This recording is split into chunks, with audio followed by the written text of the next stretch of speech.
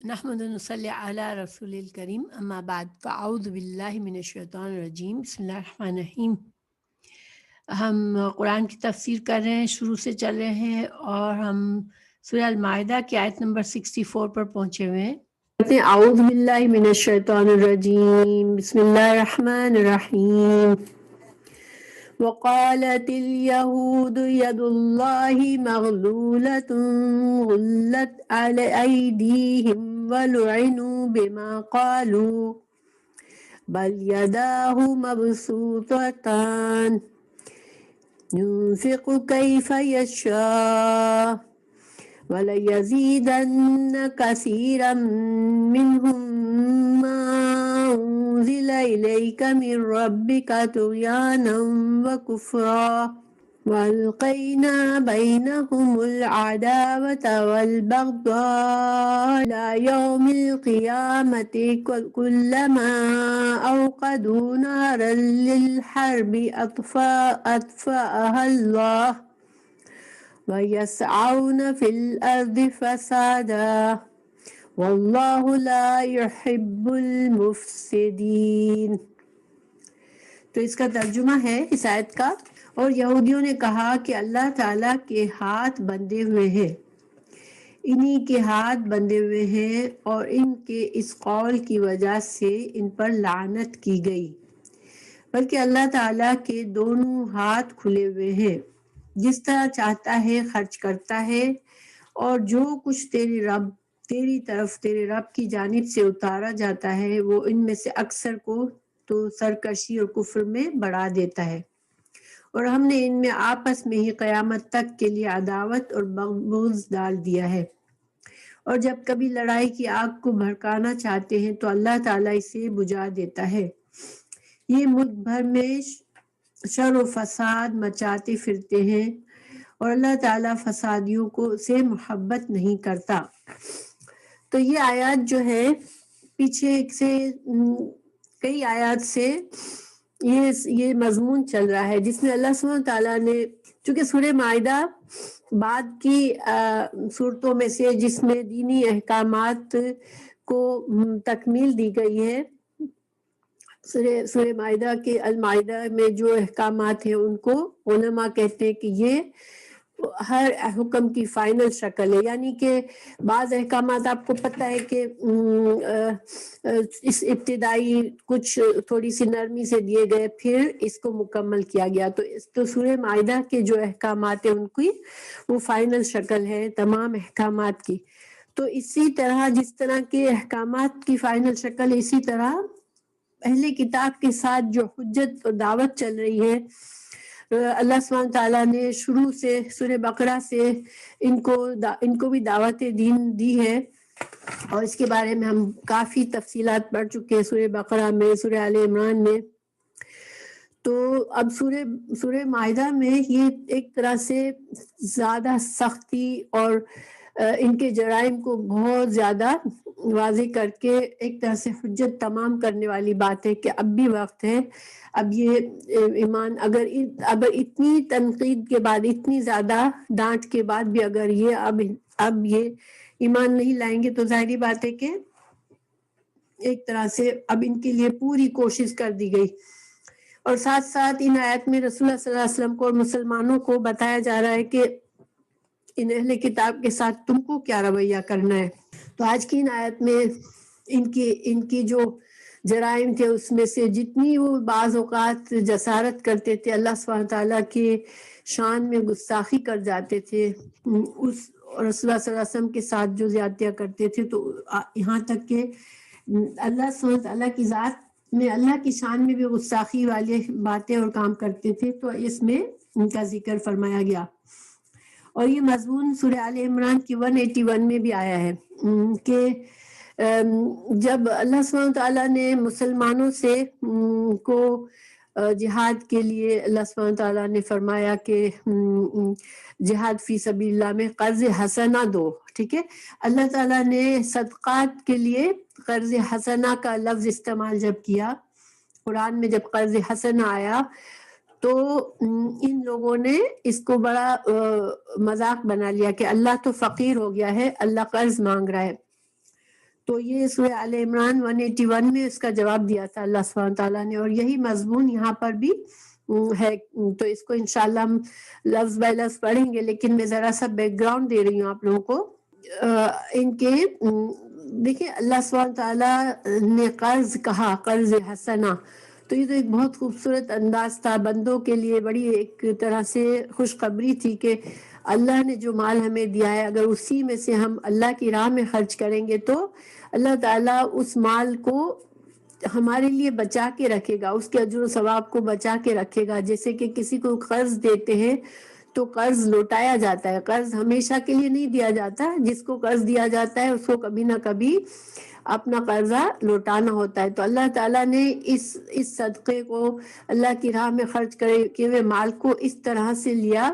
جیسے کہ بندہ اللہ کو قرض دے رہا ہے، کیونکہ اللہ نے وعدہ کیا کہ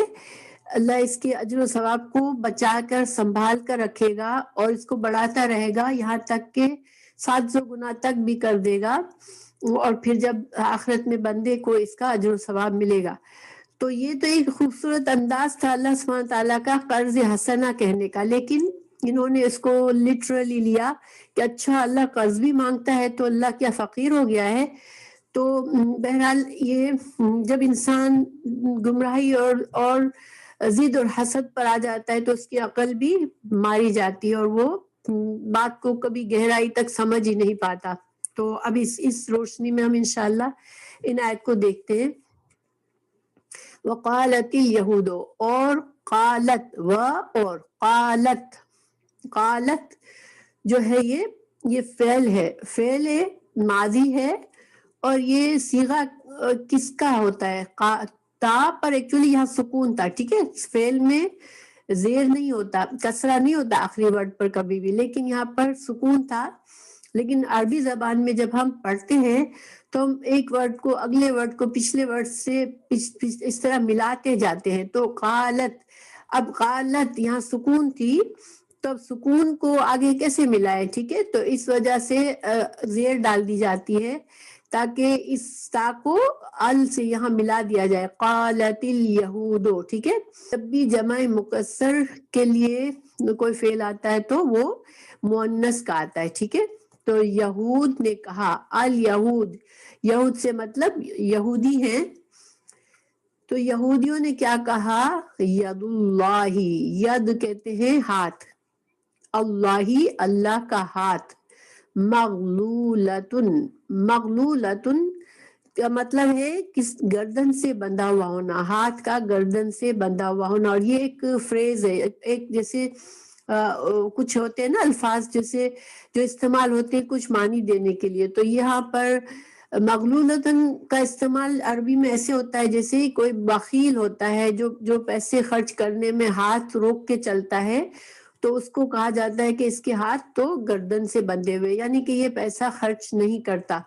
بخیل ہے. تو ایک طرح سے نعوذ باللہ انہوں نے یہ کہا کہ اللہ تو ہے بخیل ہے، یعنی اللہ تو خرچ نہیں کرتا. اللہ سبحانہ تعالیٰ نے ان کو جواب دیا، غلت، بندھے ہوئے ہیں، ایدیہم، ان کے ہاتھ،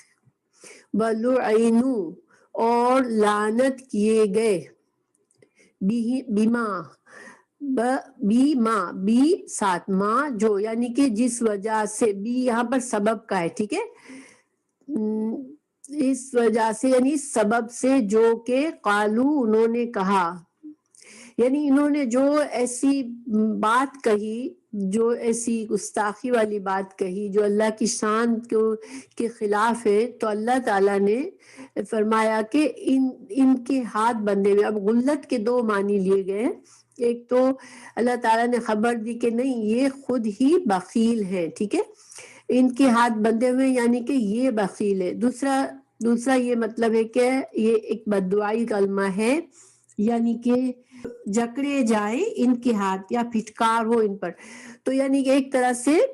ان پر ان کی بات ان پر دعا کے طور پر لوٹا دی گئی، اور اس کے سبب بھی اللہ نے بتا دیا کہ جس وجہ سے انہوں نے ایسی بات کہی تو اس وجہ سے ان کے ہی ہاتھ گردن سے بن گئے، یعنی کہ یہی بخیل ہو گئے،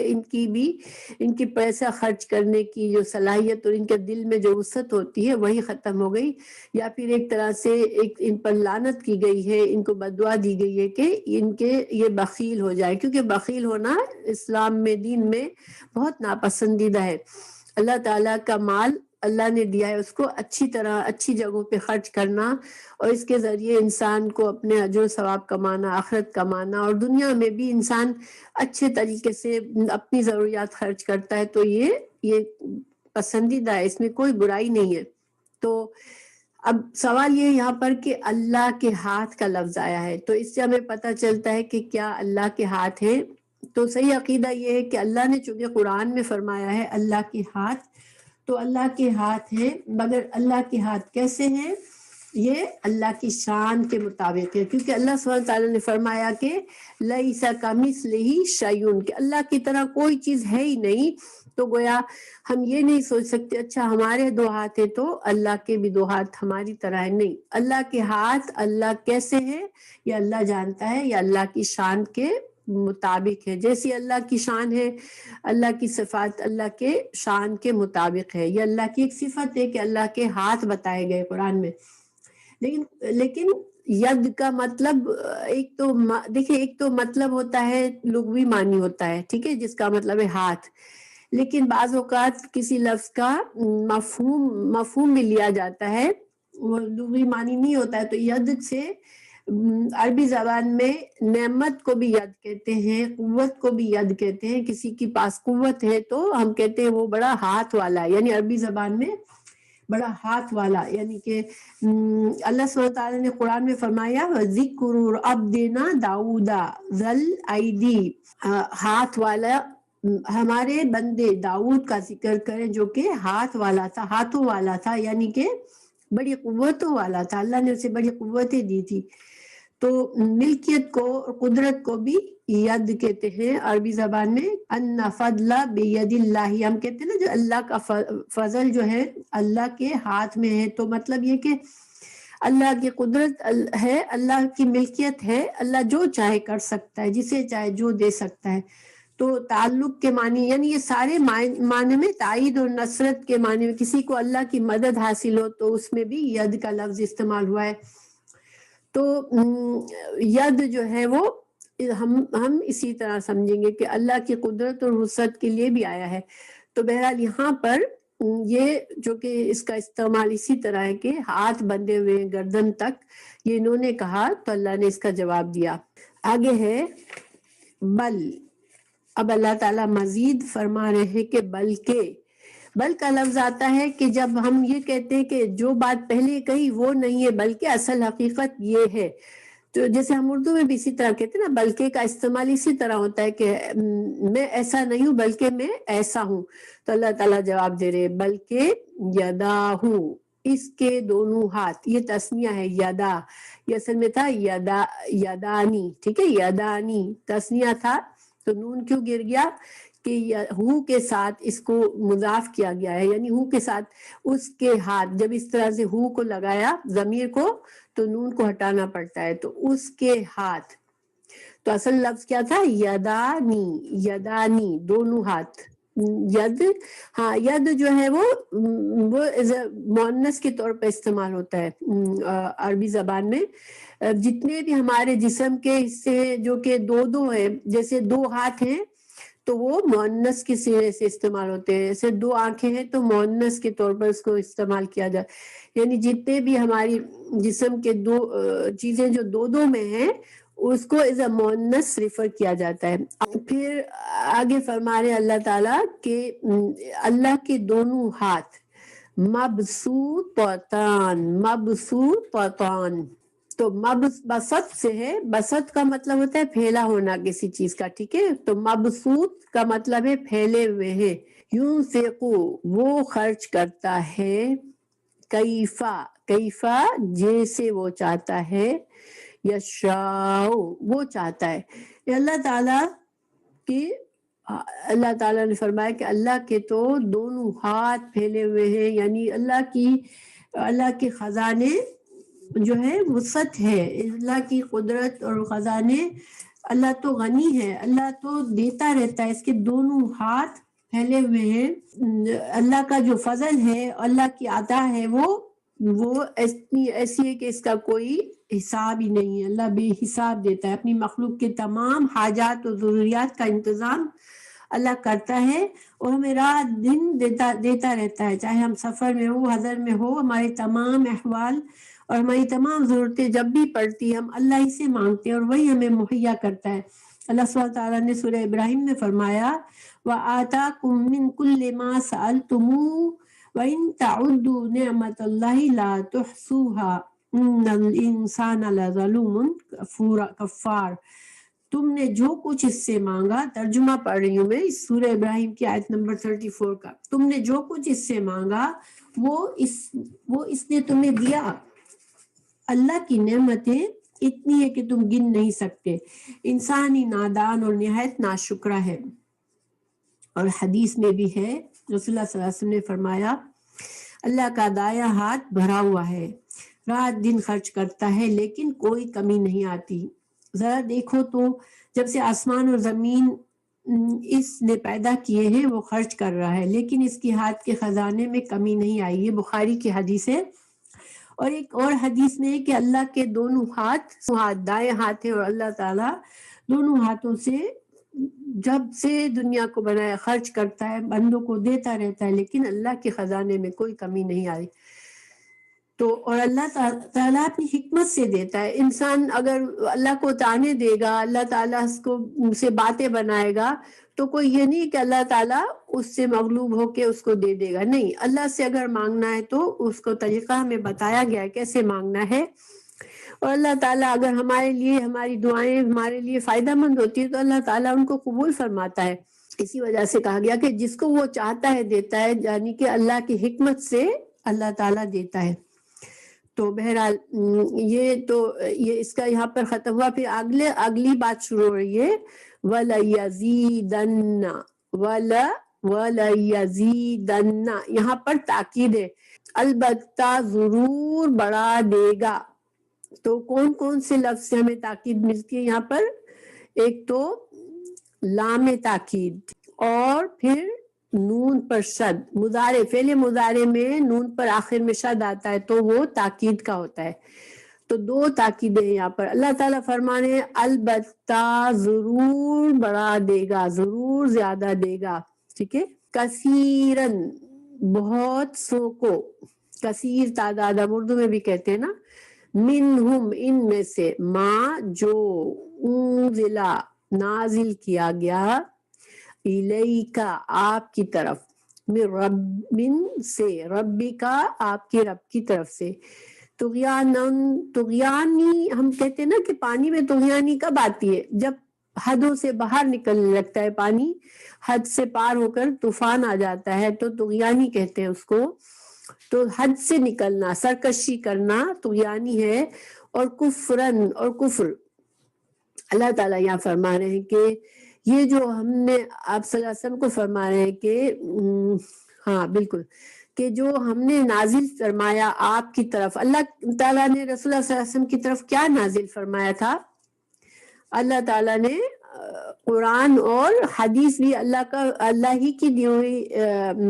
احکامات ہیں۔ تو اللہ تعالیٰ نے جو رسول اللہ صلی اللہ علیہ وسلم کو قرآن اور حدیث کی جو علم دیا بندوں تک پہنچانے کے لیے، تو اللہ تعالیٰ فرما رہے ہیں کہ جو ہم نے آپ کو وحی کیا، جو کچھ ہم نے آپ کو دیا قرآن اور حدیث میں سے، اس سے کیا ہوگا کہ یہ جو کثیر تعداد یہود کی جو ہے وہ اور سرکشی اور کفر میں بڑھ جائے گی، ٹھیک ہے۔ قرآن اللہ کی کتاب ہے، ہمارے لیے ہدایت کے لیے آئی ہے، لیکن ہدایت جو ہے وہ اس کو ملے گی جو اللہ پر ایمان رکھے گا، اور ایمان کے ساتھ قرآن کو اللہ پر توکل کر کے اللہ کی کتاب سمجھ کے اس کو پڑھے گا اور اس پر یقین رکھے گا۔ تو پھر کیا ہوتا ہے، جب ہم قرآن پڑھتے ہیں تو ہمارا ایمان بڑھ جاتا ہے۔ کیوں بھی ایمان بڑھتا ہے؟ کیونکہ قرآن اللہ کی کتاب ہے، ہمیں یقین ہے کہ اللہ کی کتاب ہے، تو جب ہم اللہ کی سچی باتوں کو پڑھتے ہیں تو ہمارا ایمان اور بڑھ جاتا ہے، ٹھیک ہے۔ لیکن جب جس انسان کو دل میں بغض ہو، حسد ہو، اور وہ قرآن اٹھا کر بیٹھے کہ میں قرآن میں دیکھوں کیا ہے، تو اس کے دل میں نفرتیں اگر بھری ہوئی ہیں اور وہ اس لیے پڑھ رہا ہے قرآن کو کہ وہ کوئی ایسی بات ڈھونڈے جس سے تنقید کی جا سکے اسلام پر، اللہ کی کتاب پر، تو پھر کیا ہوگا کہ اس کو ایسی چیزیں مل جائیں گی، اور اس کی جو اس کے اندر کا جو نافرمانی، کفر، طغیانی، اس کی سرکشی ہے اللہ کے نافرمانی میں، وہ اور بڑھ جائے گا۔ اللہ تعالیٰ نے یہ مضمون کئی دفعہ قرآن میں بتایا ہے کہ جب جو انسان قرآن کی طرف آتا ہے جس نیت سے، اس کو وہ حاصل ہوتا ہے۔ تو اللہ تعالیٰ نے فرمایا کہ مومنوں کے لیے قرآن شفا ہے، مومنوں کو قرآن پڑھنے سے کیا ہوتا ہے، شفا حاصل ہوتی ہے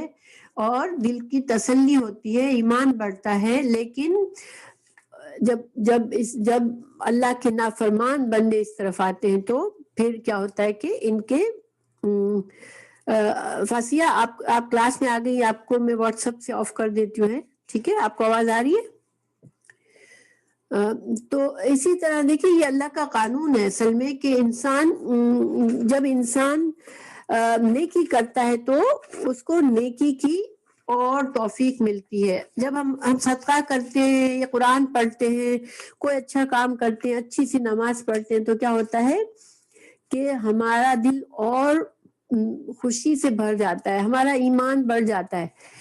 اور ہمیں اور زیادہ دل چاہتا ہے نیکی کے کام کرنے کا۔ لیکن اس کے برخلاف جب ہم کوئی گناہ کا کام کرتے ہیں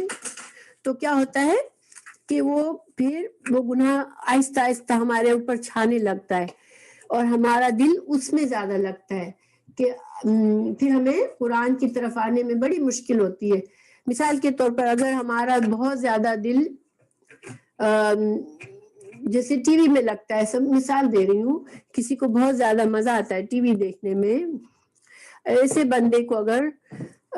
عشاء پڑھنی ہے، اب اس کا ٹی وی کی طرف دھیان لگا ہوا ہے، تو وقت کے ساتھ ساتھ اس کے اندر ایک جلدی ہوگی کہ میں جلدی نماز پڑھ لوں کہ مجھے ٹی وی دیکھنا ہے،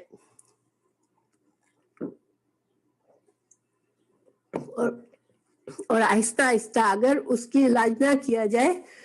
تو وہ پھر نماز کو مؤخر کر دے گا کہ نہیں میں بعد میں پڑھ لوں گا، میں پہلے یہ کر لوں، اور پھر آہستہ آہستہ اتنی دیر کر دے گا کہ اس کی رات پھر اس کو یا تو عشاء چلی جائے گی یا پھر عشاء کو بالکل غلط، بس ایک طرح سے زبردستی سمجھ کر کے وہ پڑھے گا۔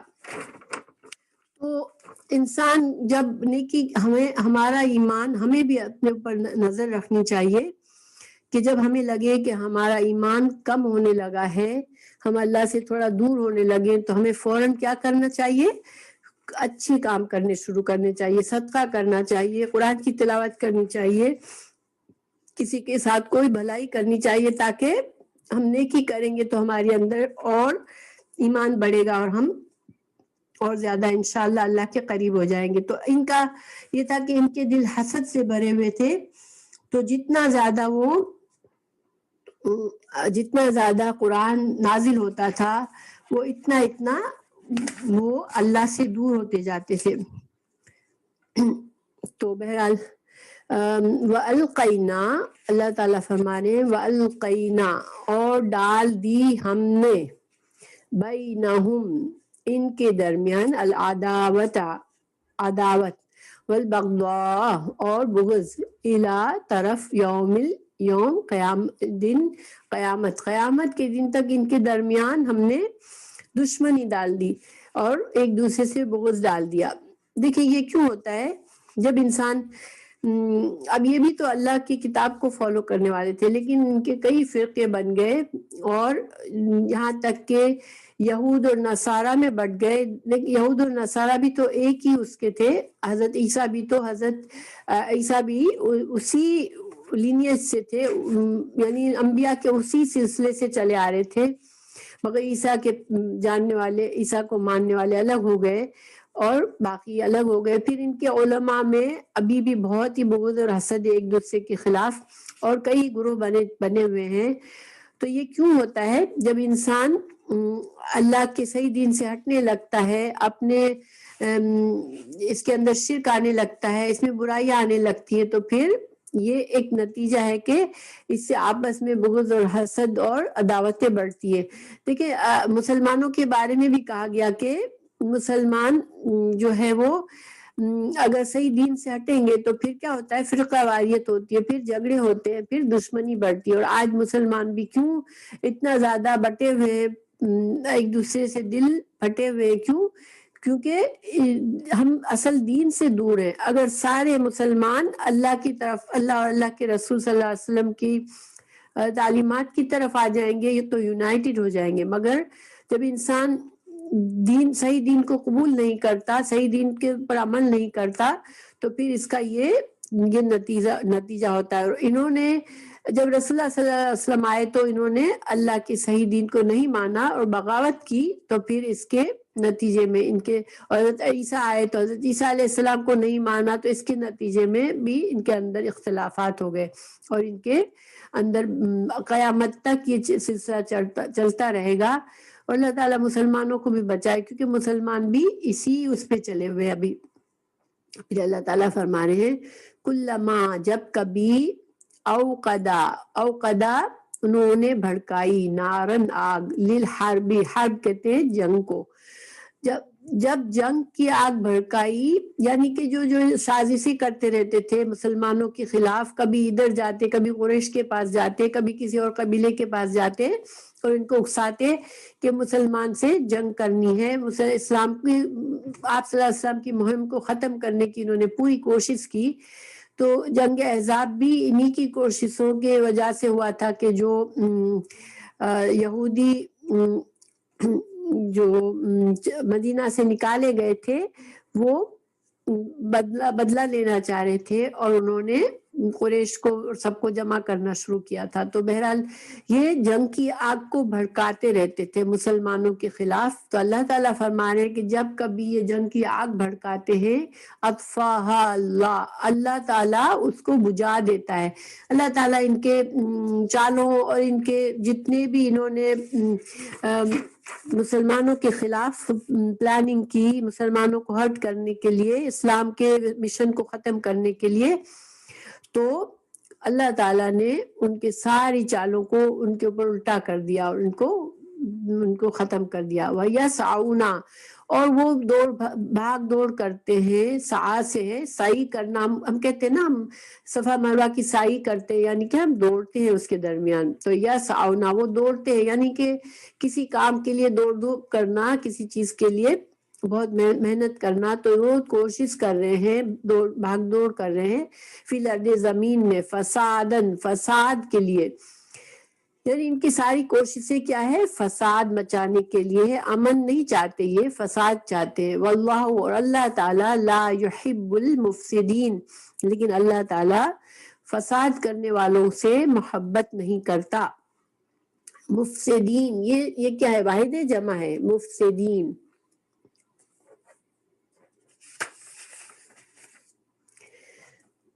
یہ جمع ہے، اس کی واحد کیسی بنے گی؟ مفسد، یا نون کو ہٹا دیں گے، المفسد، یہ واحد بن جائے گا۔ تو ان کی جو فساد کیا تھا، دیکھیں دین سے روکنا بھی فساد ہے۔ اور یہ مدینہ میں جب مسلمانوں کو، جو لوگ مسلمان ہونا چاہتے تھے ان کو الٹا ایسا باتوں میں ڈالتے تھے کہ ان کو اسلام لانے سے دور رکھتے تھے، مسلمانوں کے خلاف چالیں چلتے تھے، منافقین کے ساتھ ملے ہوئے تھے۔ تو یعنی یہ سارا فساد ہے۔ جب اللہ کے دین سے لوگوں کو روکنا، یہ فساد ہے، دنیا میں بگاڑ پیدا کرتا ہے۔ تو اللہ تعالیٰ ایسے لوگوں سے محبت نہیں کرتا۔ تو اب آگے کی آیت پر چلتے ہیں۔ وَلَوْ أَنَّا،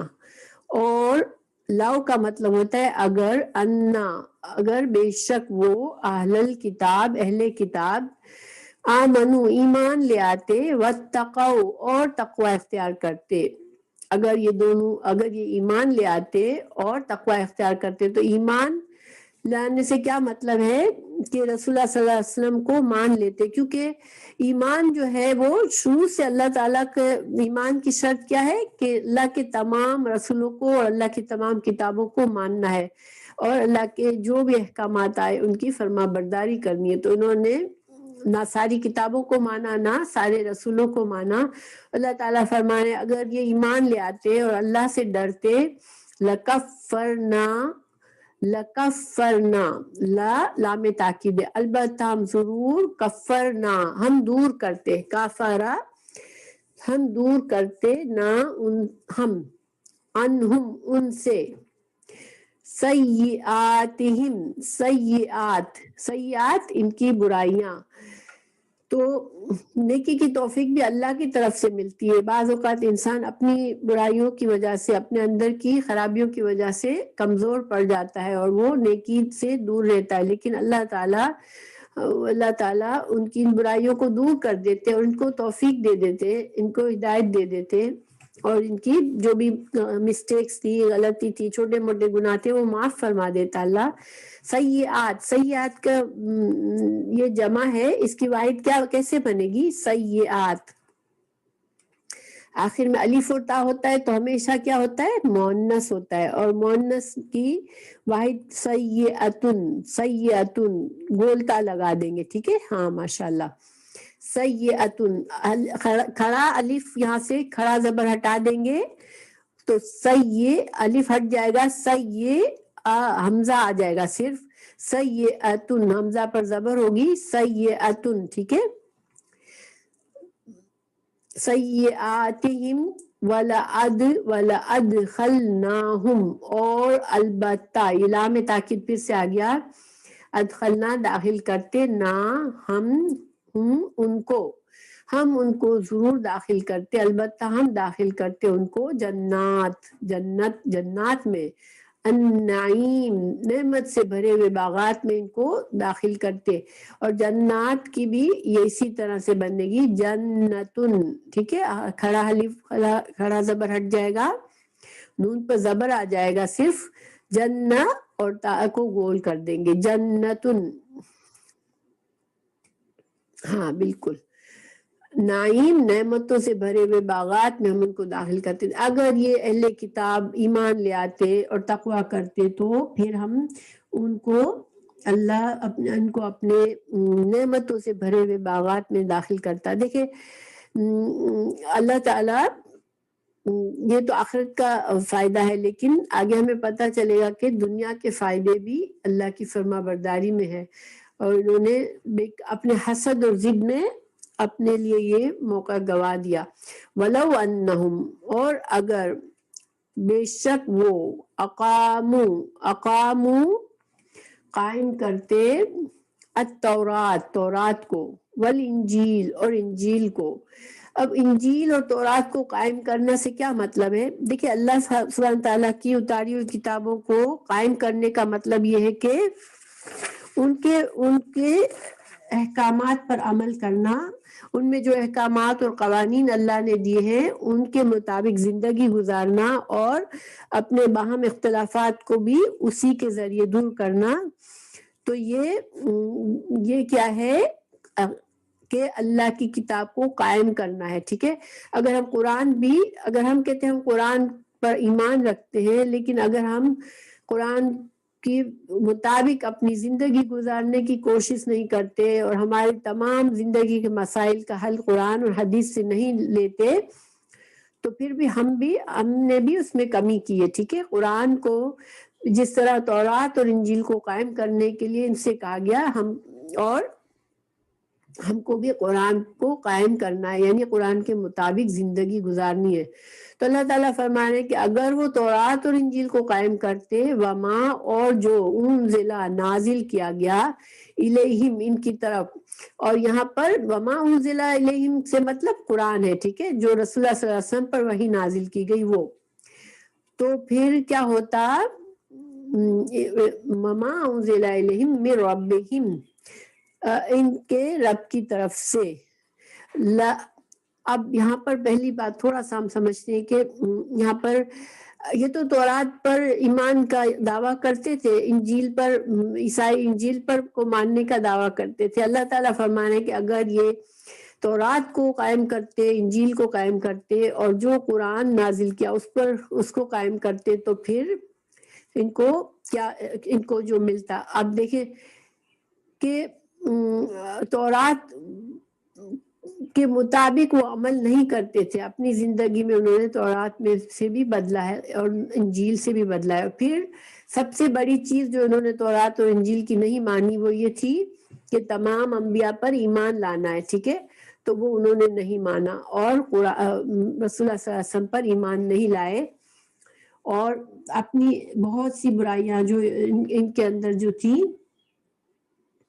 وہ قرآن ان کے اپنی کتابوں کے خلاف تھی، مگر وہ اس پر عمل کرتے تھے. وہ ربا سود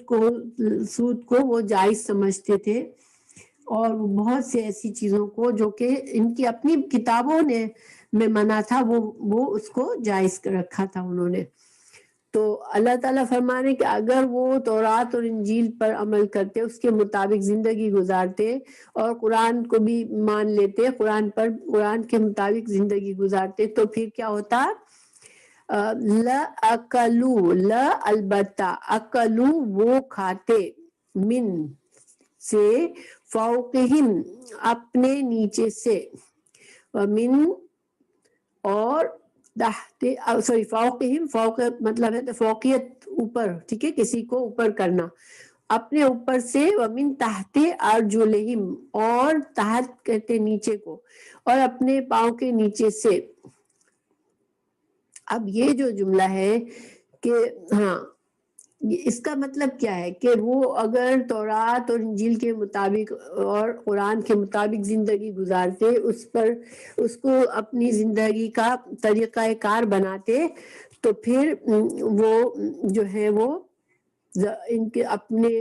اوپر سے بھی کھاتے اور زمین سے بھی کھاتے. تو اس کا مطلب یہ ہے کہ اللہ تعالیٰ اپنی نعمتیں ان پر کھول دیتا، ان کو اللہ کی ہر قسم کی نعمتیں کثرت سے ملتی، رزق میں فراوانی ملتی. اور یہ جو بات ہے نا کہ اللہ کی فرما برداری پر، اللہ کے قانون کے مطابق زندگی گزارنے پر تم انسان کو رزق ملتا ہے، ایمان صحیح لانے سے انسان کو رزق ملتا ہے، یہ اور بھی کئی جگہوں پر آیا ہے. انسان اللہ کی فرما برداری سے کیوں گھبراتا ہے؟ کہ وہ سمجھتا ہے میرا دنیا کا نقصان ہو جائے گا، اگر میں صحیح دین پر چلوں گا تو مجھے بہت سی ایسی چیزیں چھوڑنی پڑیں گی جو کہ مجھے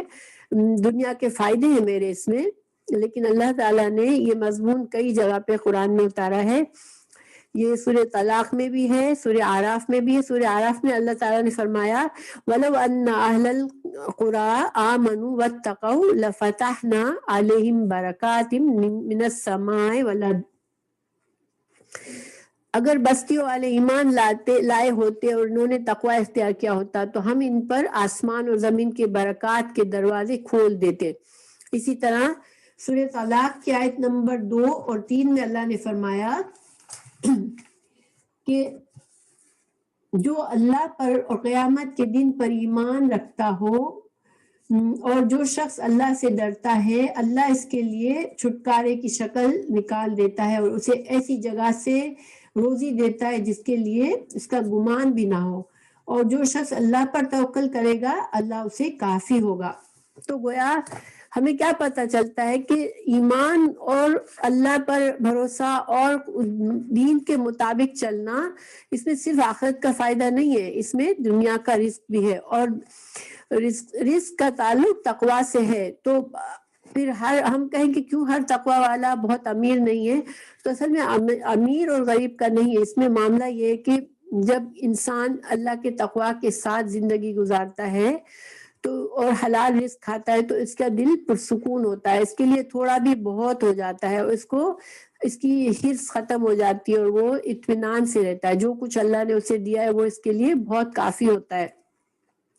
جبکہ انسان حرام طریقوں سے نکالتا ہے اپنا رزق تو اس کو کبھی جیسے تسلی نہیں ہوتی، ہمیشہ وہ بس مارا اسی کے پیچھے پڑا ہوا ہوتا ہے، اپنا سب کچھ وہ رزق زیادہ سے زیادہ حاصل کرنے کے چکر میں ہی ہوتا ہے ہمیشہ. تو سورہ طلاق، سورہ جن، سورہ اعراف، ان سب میں ہمیں یہ آیات پتہ ہے، آیات ہے جس سے ہمیں پتہ چلتا ہے کہ اگر ہمیں اچھی زندگی گزارنی ہے دنیا میں، اچھا رزق حاصل کرنا ہے، سکون سے رہنا ہے اور ہماری ضرورتوں کو پورا ہو جائے، اس طرح رہنا ہے، تو پھر ہمیں اللہ کا تقوی اور اللہ کے دین پر چلنا ہے، اللہ کے تقوی کرنا ہے، دل میں پیدا کرنا ہے، کیونکہ یہ اللہ کا وعدہ ہے. اتنی جگہوں پر اللہ نے فرمایا ہے کہ جو اللہ کا تقوی کرتا ہے پھر اس کو اللہ تعالیٰ دنیا بھی دیتا ہے. پھر آگے ہے اللہ تعالیٰ فرما رہے ہیں کہ یہ سارے ایسے نہیں، اللہ تعالیٰ کا یہ طریقہ ہے کہ دیکھیں جب برائی بتائی ان کی تو اللہ نے ساتھ ساتھ ہمیشہ جو کچھ اچھے لوگ ان میں ہیں ان کا ذکر الگ سے کر دیتے ہیں، تاکہ یہ نہ ہو کہ بس سارے کے سارے کوئی بھی ان کے اندر اچھا نہیں تھا. اللہ تعالیٰ فرمانے منہم ان میں سے امتن ایک گروہ ہے، مقتصدتن ان کے اندر ایک مقتصد گروہ ہے، اور مقتصد قصد سے ہوتا ہے، قصد قاف صاد دال، قاف صاد دال، تو اس کا مطلب ہوتا ہے درمیانہ روی، جو درمیانہ چلتا ہے، معتدل ہوتا ہے، اور درمیانہ طریقہ ہمیشہ صحیح طریقہ ہوتا ہے، بہترین طریقہ ہوتا ہے. ہمیں بھی اللہ تعالیٰ نے امت وسط کیوں کہا کہ بہترین امت، سب سے اچھی، نہ افراط اور تفریط سے خالی، یعنی افراد بھی پسند نہیں ہے دین میں، اور تفریط ہوتا ہے کمی کرنا، جس کا جتنا حق ہے اس سے کم کرنا، افراد غلو کرنا اور جتنا حق ہے اس سے زیادہ بڑھا دینا کسی چیز کو. تو اللہ تعالیٰ فرمائے کہ ان میں کچھ سچے لوگ بھی ہیں، کچھ درمیانہ روی اختیار کرنے والے بھی ہیں. وَكَثِيرٌ مگر بہت زیادہ، منہم ان میں سے، سا بہت برا ہے، ماں جو یعملون وہ عمل کرتے ہیں، مگر ان کی اکثریت کیا ہے، وہ بد عمل ہے، برے اعمال پہ چل رہی ہے، برے طریقے سے چل رہی ہے. اب یہ تو ان کا طریقہ تھا. اب اللہ رسول اللہ صلی اللہ علیہ وسلم کو فرمایا جا رہا ہے آگے کہ ان کے جو طریقہ ہے وہ ہے آپ کیا کریں، یا ایھا الرسول، اے رسول صلی اللہ علیہ وسلم، بلغ پہنچا دیجئے، ماں جو انزلہ نازل کیا گیا، الیکا آپ کی طرف، من ربکا آپ کے رب کی طرف سے. تو آپ ان کی فکر نہ کریں، آپ کے ساتھ جو تنقید کا معاملہ کر رہے ہیں، جو بھی یہ لوگ افواہیں پھیلاتے ہیں، جو بھی برا عمل کرتے ہیں، ان کی فکر کیے بغیر آپ پورا کا پورا، آپ کو جو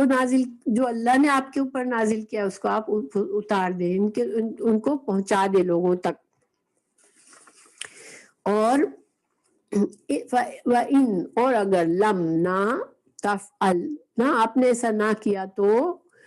فما تو نہیں بلغتا آپ نے پہنچایا رسالتہ اللہ کے پیغام کو،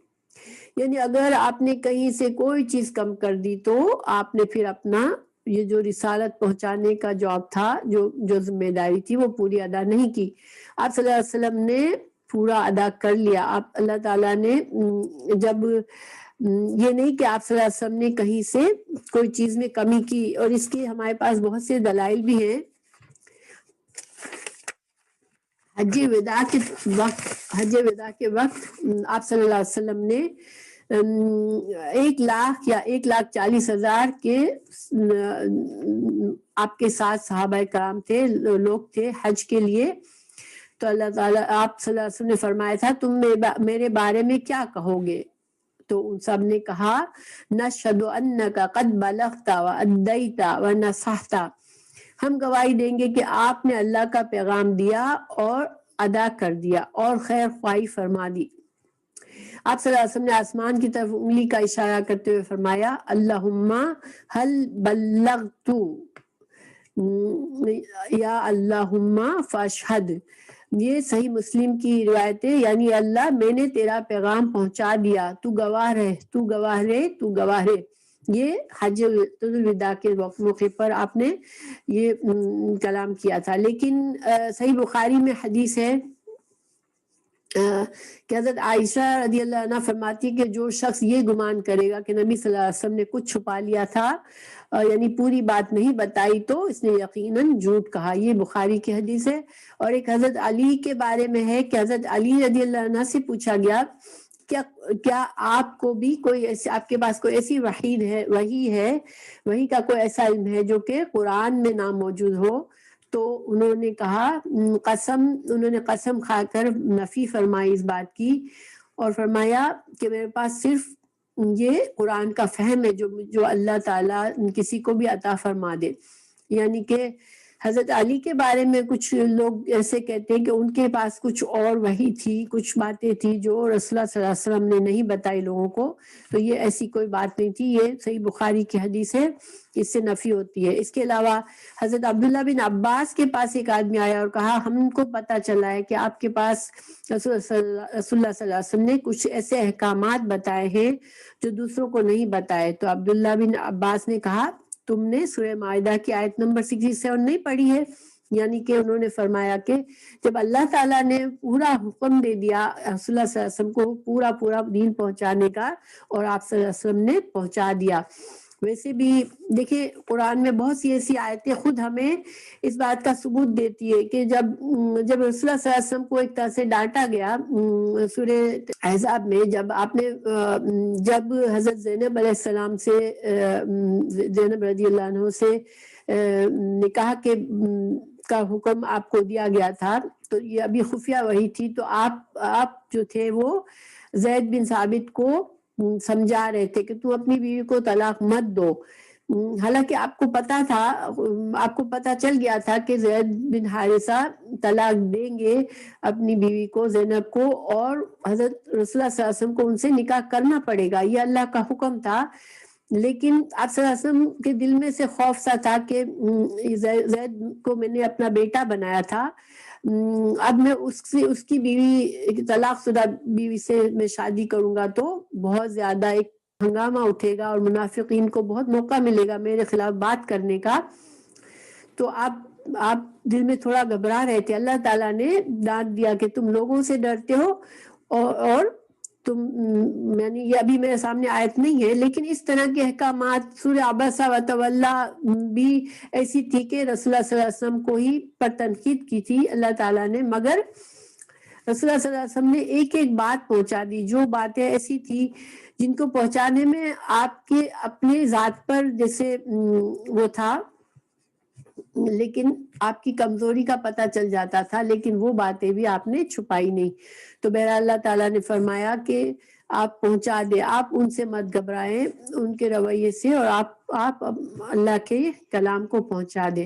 اور اگر آپ نے پورا نہیں پہنچایا تو پھر آپ نے اپنی رسالت کا حق نہیں ادا کیا. پھر اللہ تعالیٰ فرما رہے ہیں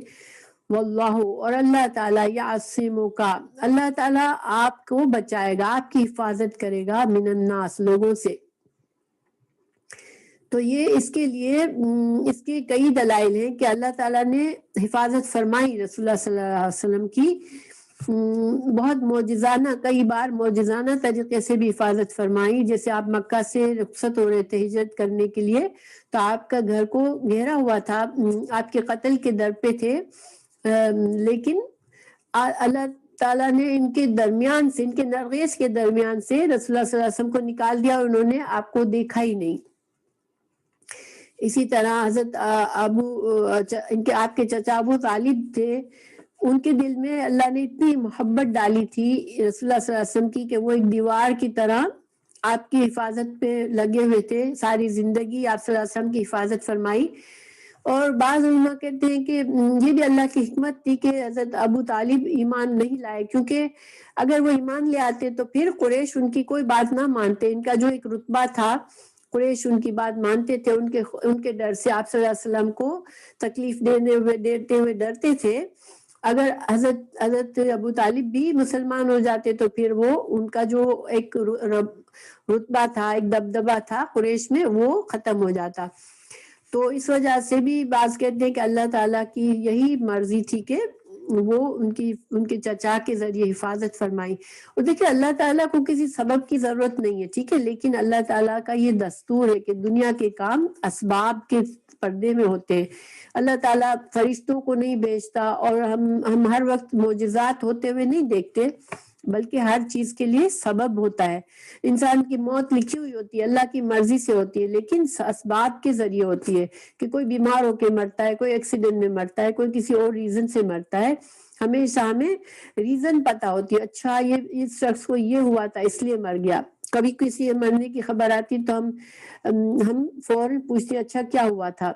کیونکہ اس اسباب کے پردوں میں ہر کام ہوتا ہے. لیکن اس کا یہ مطلب نہیں ہے کہ اللہ سبحانہ وتعالیٰ کی مرضی نہیں تھی، بس وہ سبب ہو گیا اور ہو گیا کام. نہیں، اسباب ہوتے ہیں بیکاز اللہ کی حکمت یہی ہے، لیکن اللہ تعالیٰ وہی کرتا ہے جو اس کو کرنا ہوتا ہے. آپ صلی اللہ علیہ وسلم نے جب یہ آیت نازل ہوئی تو اس وقت بھی جنگی حالات تھے، تو آپ صلی اللہ علیہ وسلم نے اپنے اس خیمے سے باہر نکل کر صحابی کو کہہ دیا کہ آپ چلے جاؤ، اللہ میری حفاظت کرے گا. اس کے بعد آپ زیادہ جیسے آپ صلی اللہ علیہ وسلم نے زیادہ توکل کیا اللہ تعالیٰ پر. توکل تو تھا لیکن ایک طرح سے اللہ کا حکم آیا کہ آپ فکر نہ کریں، اللہ حفاظت کرے گا، تو عملی طور پر بھی آپ صلی اللہ علیہ وسلم نے یہ رویہ کیا اور اللہ تعالیٰ نے بچایا. بہت دفعہ یہودیوں نے چال چلی کہ رسول اللہ صلی اللہ علیہ وسلم کے اوپر کو ایک جگہ بٹھایا کہ ہم سے بات کرنی ہے، اور پھر اوپر سے کوئی ہیوی چیز آپ کے سر پر گرانے کی پلاننگ تھی ان کی. حضرت جبریل نے آ کر بتا دیا کہ آپ یہاں سے ہٹ جائیں، یہاں آپ کے لیے جان خطرے میں ہے. وہ بہت سے معاملات میں جنگ احد میں آپ پھنسے ہوئے تھے، دشمنوں کے نغے میں آ گئے تھے، لیکن اللہ تعالیٰ نے وہاں بھی آپ کی حفاظت فرمائی. تو بہرحال ظاہری بات ہے اللہ اپنے رسول کی حفاظت کیوں نہیں کرے گا. اللہ تعالیٰ کو اب مشن پورا کرنا تھا. لیکن یہاں پر ایک آپ صلی اللہ علیہ وسلم کو تسلی دی گئی کہ دشمنی دیکھیں جب انسان کو کوئی اچھی بات بتانی ہوتی ہے لیکن پتہ ہوتا ہے کہ جو سامنے والا شخص ہے وہ میری اچھی بات کو قبول نہیں کرے گا اور بہت مخالفت کرے گا تو ہماری زبان نہیں چلتی. اللہ سبحانہ تعالیٰ ہمیں بھی بھروسہ کرنا چاہیے، توکل اللہ پر کرنا چاہیے. اور علماء کے لیے بھی یہی حکم ہے. یہاں تو رسول اللہ صلی اللہ علیہ وسلم کو کہا جا رہا ہے، علماء بھی دین کی بات جب اللہ علم دیتا ہے تو پھر اس کو سچی بات کہنی پڑتی ہے. جیسے اس کی ذمہ داری ہوتی ہے کہ وہ سچ کو نہ چھپائے، کہ صرف لوگوں کے ڈر سے پتہ چلا کہ غلط فتویٰ دے دیا یا غلط بات کر دی، ایسا کرنا علماء کے لیے بھی بہت خطرناک ہے. بیکاز اللہ تعالیٰ کی امانت ہے، یہ دین کے علم اللہ کی امانت ہے. اللہ اگر کسی کو دیتا ہے تو اس کو پھر صحیح طریقے سے دوسروں کو پہنچانا اس کا فرض بن جاتا ہے. پھر اللہ تعالیٰ فرما رہے ہیں ان اللہ، بے شک اللہ تعالیٰ لا یہدی نہیں ہدایت دے گا القوم اس قوم کو، کافر قوم کو اللہ ہدایت نہیں دے گا. تو اس کا کیا مطلب ہے کہ یہاں ہدایت کا مطلب ہے، دیکھیں ہدایت کے 3 معنی ہم نے پڑھے تھے بہت شروع میں، راستہ دکھانا، راستے پر چلانا اور منزل تک پہنچانا. اب ہمارے لیے ہدایت وہ ہے کہ اللہ تعالیٰ ہمیں جنت تک پہنچا دے. مگر یہاں پر کیا مقصد ہے کہ اللہ تعالیٰ فرمائے کہ ان کے ناپاک ارادوں میں اللہ ان کو کامیابی نہیں دے گا. ٹھیک ہے، تو ہدایت کا جو تیسرا درجہ ہے کامیابی پانا، اپنی منزل کو پہنچنا، اپنے مقصد کو حاصل کرنا، تو اللہ ان کے برے مقاصد میں ان کو کامیاب نہیں ہونے دے گا. یہ مطلب ہے کہ یہ کتنے بھی چالیں چلے آپ کے خلاف، آپ فکر نہ کریں، اللہ ان کو کامیاب نہیں ہونے دے گا. پھر آگے اللہ تعالیٰ نے فرمایا قل، کہہ دیجئے یا اہل الکتاب، یہ اہل کتاب، لستم نہیں ہو تم اعلیٰ اوپر شیئن کسی چیز پر تم نہیں ہو، حتی یہاں تک کہ تقیمو تم قائم کرو تورات کو، والانجیل اور انجیل کو، وما انزلا اور جو نازل کیا گیا الیکم تمہاری طرف میں، ربکم تمہارے رب کی طرف سے. اچھا، اب یہاں پر اہل کتاب سے ڈائریکٹ ان کو کہہ دیا گیا، کیونکہ دیکھیں اہل کتاب کیا سمجھتے تھے کہ ہم تو اللہ کے چنے ہوئے بندے ہیں، ہم تو انبیاء کی اولاد میں سے ہیں، ہم کو تو جنت ہمارے لیے، ہم جنت میں ہمارے سوا کوئی نہیں جائے گا. اس طرح کے ان کے اس طرح کے ان کے بلیف تھے کہ وہ اپنے آپ کو سپیریئر سمجھتے تھے. مدینہ میں بھی یہ اپنے آپ کو سپیریئر سمجھتے تھے. اسی وجہ سے رسول اللہ صلی اللہ علیہ وسلم کو نہیں مانا تھا کہ ہم سپیریئر ہیں, ہم آپ سے بڑے درجے پر, ہم کیوں مانیں گے. تو اللہ تعالیٰ فرما رہے کہ تم یہ جو خام خیالی میں ہو کہ تم کسی بڑے درجے پر ہو, تو سن لو کہ تم کچھ بھی نہیں ہو.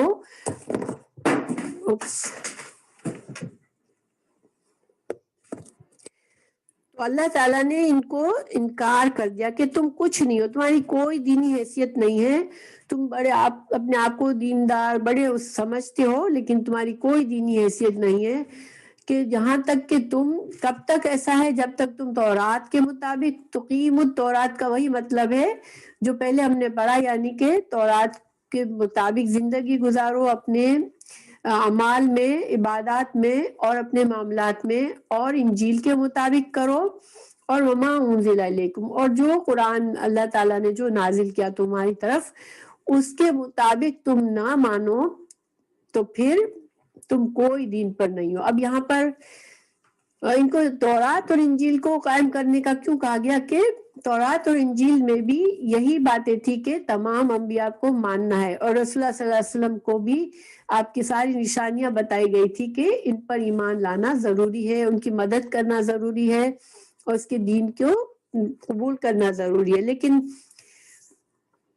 وہ کچھ بھی وہ تورات اور انجیل کے مطابق بھی نہیں چل رہے تھے. تو اللہ تعالیٰ نے فرمایا کہ تم نے تو اپنی کتابوں کی بھی نافرمانی کی ہے,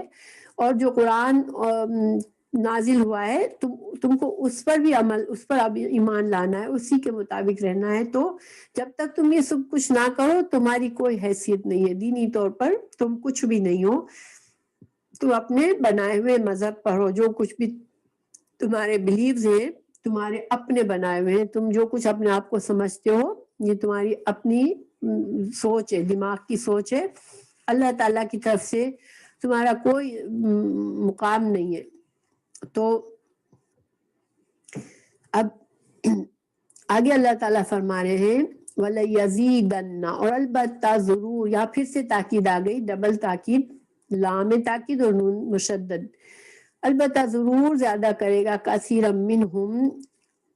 ماں جو انزلا, جو نازل کیا گیا, الیکا آپ کی طرف, من ربکا آپ کے رب کی طرف سے, طغیانا و کفرا, طغیان میں یعنی کہ سرکشی میں اور کفر میں. اور یہ ٹکڑا دوبارہ آیا ہے, اور یہی مطلب ہے کہ قرآن اور حدیث, قرآن جب جو نازل ہو رہا تھا وہ اتنا زیادہ ان کا حسد اور بغض بڑھتا جاتا تھا, اتنی زیادہ ان کی مخالفت بڑھتی جا رہی تھی, اور جتنا وہ دین کی مخالفت کر رہے تھے, اللہ کے رسول صلی اللہ علیہ وسلم کی مخالفت کرتے تھے, اتنا زیادہ وہ اپنے کفر میں بڑھتے جا رہے تھے, اپنے گناہوں میں بڑھتے جا رہے تھے. تو پھر اللہ تعالیٰ فرما رہے فلا, تو نہ تأسا, آپ افسوس نہ کریں, علی اوپر, القوم الکافرین, تو کافر قوم کے اوپر آپ نہ افسوس کریں. کیونکہ رسول اللہ صلی اللہ علیہ وسلم کو ہمیشہ یہ خواہش ہوتی تھی کہ تمام لوگ مسلمان ہو جائے, خاص طور سے یہود اہل کتاب کے لیے آپ کو بہت زیادہ تھا کہ یہ تو پہلے سے اللہ کے کتاب کے حامل ہیں اور یہ تو ضرور مسلمان ہوں گے. تو ظاہری بات ہے آپ کو بہت دکھ ہوتا تھا. اللہ تعالیٰ نے فرمایا نہیں, آپ کو افسوس کرنے کی ضرورت نہیں ہے ان کافروں کو, ان سے اللہ ہی نپٹے گا اور وہ اپنے انجام کو پہنچیں گے, آپ افسوس نہ کریں. ان الذین, بے شک وہ لوگ, آمنو جو ایمان لائے, والذین, اور جو وہ لوگ جو کہ ہادو یہودی بنے, والصابئون, اور جو صابی ہوئے. صابی کون تھے؟ صابیوں کے بارے میں کچھ اقوال ہیں. کچھ لوگ کہتے ہیں کہ یہ زبور کو پڑھتے تھے اور یہ اللہ کو مانتے تھے, مگر ان کے کوئی خاص دین نہیں تھا. اور کچھ لوگ کہتے ہیں یہ ستارہ پرست تھے, کچھ لوگ کہتے ہیں مجوسی تھے. بہرحال بے دینی, یعنی کہ کوئی خاص دین ان کا نہیں تھا. والنصارى, اور نصارہ, من جو, آمنا ایمان لایا, باللہ اللہ پر, والیوم الآخر, اور آخرت کے دن پر, وعمل, اور عمل کیے, صالحا نیک, فلا, تو نہ, خوفن, کوئی خوف ہوگا اس کو, علیہم ان پر, ولا هم یحزنون, اور نہ وہ غم کریں گے. اب اللہ کا قانون بتا دیا گیا کہ آخرت میں جو لوگ جن کو کوئی خوف نہیں ہوگا کہ ہمارا کیا ہوگا، ہم جہنم میں جائیں گے یا آگ سے ڈر رہے ہوں گے، پریشان ہوں گے، وہ خوف طاری نہیں ہوگا ان پر، اور جن کو غم نہیں ہوگا کہ ہم نے تو اپنی زندگی گنوا دی، حسرتیں جن کے دلوں میں نہیں ہوگی، اور اپنے اپنے جس انداز میں انہوں نے اپنا جو موقع ملا ہوا ہے، اللہ نے جو دنیا میں ہمیں زندگی کا موقع دیا ہے کہ ہم کچھ کما لیں آخرت کے لیے، وہ ضائع کر دیا ہوگا تو وہ بڑے غم میں ہوں گے۔ تو اللہ تعالیٰ فرما رہے ہیں کہ وہ غم اور وہ خوف ان لوگوں کو نہیں ہوگا جنہوں نے دنیا میں ایمان لائے ہوں گے، اور ایمان یہاں پر مکمل ایمان کے معنی میں ہے، اللہ پر، اللہ کے تمام رسولوں پر، فرشتوں پر، اللہ کی تمام کتابوں پر، آخرت پر، قدر پر۔ تو اگر یعنی کہ اس میں سے کچھ رسولوں کو مانا، کچھ کو نہیں مانا، کچھ کتابوں کو مانا، کچھ کو نہیں مانا، تو یہ کچھ فرشتوں کو پسند کیا، کچھ سے نفرت کی، تو ایسے لوگوں کا ایمان نہیں ہے، ٹھیک ہے۔ ایمان کی شرط کیا ہے؟ ایمان کامل چاہیے، ان تمام اجزاء پر، جو غیب کے اجزاء ہیں ان پر پورا پورا ایمان ہونا چاہیے، اور ساتھ میں صرف ایمان کے ساتھ ساتھ نیک اعمال بھی ضروری ہے۔ جس نے دنیا میں، چونکہ ہم مسلمانوں مومنوں کا بھی کہہ دیا کہ ایمان لائے، تو ایسے مسلمان جو نام کے ایمان ہیں، نام کے مومن ہیں، صرف کلمہ وہ ہیں مگر نہ کوئی عمل ان کا نہیں ہے، تو وہ بھی اس میں شامل ہو جائیں گے کہ ان کو بھی خطرہ ہے پھر۔ یعنی کہ اصل آخرت کے بچاؤ کے لیے کیا ضروری ہے؟ مکمل ایمان، جیسا کہ اللہ نے قرآن اور حدیث میں ہمیں اچھی طرح سے بتا دیا کہ اللہ پر ایمان سے مطلب اللہ کی مکمل فرما برداری اور اللہ کے تمام احکامات پر عمل کرنا، اللہ کے تمام انبیاء کو ماننا اور اللہ کی تمام کتابوں کو ماننا۔ اگر ہمیں ایسا نہیں ایمان تو پھر اس کے ساتھ نیک اعمال، جو کہ نیک اعمال کیا ہوتے ہیں؟ جو قرآن اور سنت کے مطابق ہوتے ہیں اور جو خالص نیت سے اللہ کے لیے کیے جاتے ہیں۔ تو اگر جس کے پاس یہ نہیں ہوگا تو پھر اس کو خوف اور غم ہوگا آخرت میں، لیکن وہ لوگ بچ جائیں گے جن کے پاس یہ چیزیں ہوں گی کہ مکمل ایمان ہوگا دنیا میں اور نیک اعمال کیے ہوں گے۔ اللہ تعالی ہمیں ان میں سے بنائے، کیونکہ یہ تو اللہ تعالیٰ نے یہودیوں، نصارہ، صابئین، مومن سب کو ساتھ کر کے یہ اپنا قانون بتا دیا، ٹھیک ہے۔ اچھا، اب بہت سے لوگ اس آیت سے، اور ایک سورہ بقرہ کی اسی طرح کی مضمون کی آیت ہے، اس سے یہ لیتے ہیں کہ وحدت الادیان کا ایک عقیدہ بنا دیا ہے کہ جتنے بھی کسی بھی مذہب سے ہو کوئی بات نہیں ہے، تم جنت میں جاؤ گے جب تک تم اللہ کو مانتے ہو اور اچھے نیک کام کرتے ہو۔ لیکن یہ جو ہے وہ گمراہی ہے، اگر ایسا عقیدہ کوئی کرتا ہے اور اس آیت کا حوالہ دیتا ہے تو یہ گمراہی ہے، کیونکہ ایمان یہاں اپنے مکمل معنی میں ہے، اور قرآن اور حدیث میں بہت زیادہ اس کے دلائل موجود ہیں کہ اللہ پر ایمان میں کیا کیا چیزیں درکار ہے۔ تو جس نے رسول اللہ صلی اللہ علیہ وسلم کا انکار کیا تو وہ پھر ایمان لانے والوں میں شامل نہیں ہے۔